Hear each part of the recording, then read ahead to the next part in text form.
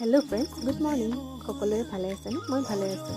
ভাল বুলি ক'লে অকণমান বেমাৰ হৈ আছে আৰু জ্বৰ চৰ্দি কাহ, কি ক'ব আৰু বতৰ ঠিকে নাথাকে নহয়, এতিয়াই ৰ'দ এতিয়াই বৰষুণ।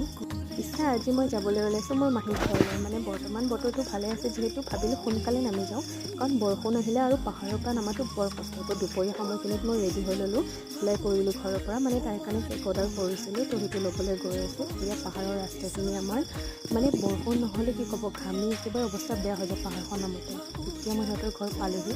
তাই সৰু ছোৱালী নহয়, কেক কাটি বৰ ভাল পায়। সেইবাবে তাইৰ বাৰ্থডে বুলি তাইক এটা কেক গিফ্ট কৰিলোঁ। তাইও কাটি বৰ ভাল পালে। তাৰপিছত তাৰ পৰা আহি থাকোঁতে গধূলি সময়ত আকাশখনৰ অৱস্থা চাওক, একেবাৰে ক'লা ডাৱৰীয়া কেনেকুৱা হৈ গৈছে।